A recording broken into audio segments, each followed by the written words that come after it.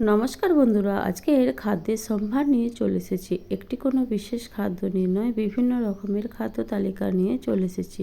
চলুন কদিন ধরে বাড়িতে কি কি খাওয়া দাওয়া হলো তারই একটা ভিডিও নিয়ে চলে এসেছি। এটা ছিল একদিনকার পিৎজা বানিয়েছিলাম সন্ধ্যের দিকে। পিৎজাটা খেয়ে আমার ছেলেকে বলছি, দেখুন ভালো খাও।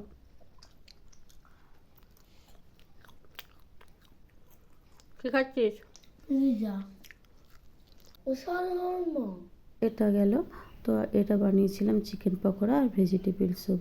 এই ভিডিওটা অলরেডি পেজেতে আমি আপলোড করেছি, আপনারা খুব ভালো হয়েছে সেটাও বলেছেন। যারা দেখেননি অবশ্যই আবার দেখে নেবেন। তো চলুন তারপর আর একদিন বানিয়ে নিয়েছিলাম পরোটা আর চিকেন। সব ভিডিওগুলোই দেওয়া আছে, কবে কোনটা বানিয়েছিলাম সেটা মনে নেই, তাই আমি ডেটটা বলতে পারলাম না। 3 কোণা আকৃতি করে নিয়েছিলাম। এরকম পরোটা খেতে আমার বেশ ভালো লাগে। তো বন্ধুরা, আপনাদের কার কার এরকম পরোটা খেতে ভালো লাগে অবশ্যই জানিও। যদিও চিকেন খাই না আমি, আমার জন্য একটু মটন হয়েছিল, সেই ছবিটা তোলা হয়নি। তো মটন দিয়ে আমি খেয়েছিলাম। এটা আমার ছেলের জন্য সার্ভ করে দিচ্ছিলাম।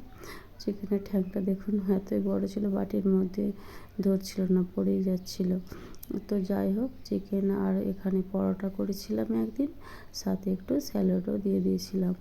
সেদিনকে অনেকগুলো পরোটাই করেছিলাম, কেন বাড়ির প্রত্যেককেই সেদিনকে খেয়েছিল, সবাই বাড়িতেই ছিল। তো আমি পরিবেশন করে দিয়েছি, গাজরটা একটু ডিজাইন করে কেটে নিয়েছিলাম। এটা তো গেল পরোটা, স্যালাড আর চিকেন কষা। আর একদিন বানিয়েছিলাম দেখুন আলু কষা এবং এরকম ঝরঝরে ফ্রায়েড রাইস। এটা পনির দিয়ে মিক্স ফ্রায়েড রাইস করেছিলাম। এই ভিডিওটাও অলরেডি পেজেতে ফুল লোড করা আছে, অবশ্যই কেউ চাইলে দেখে নিতে পারেন। এরকম ঝরঝরে রাইস যদি জানতে চান অবশ্যই একটু কমেন্ট করবেন, আমি কিভাবে বানিয়েছি অবশ্যই বলে দেবো। কিংবা আমার রাইসের ভিডিও দেওয়া আছে, সেখান থেকেও দেখে নিতে পারেন। যদি ভিডিও না খুঁজে পান অবশ্যই আমাকে কমেন্ট করবেন, আমি বলে দেবো। দেখুন এখানে রাইসটা দিয়ে দিচ্ছিলাম এবং সাথে আলু কষাটাও দিয়ে দেবো। দেখুন কত সুন্দর হয়েছে না আলু কষাটা।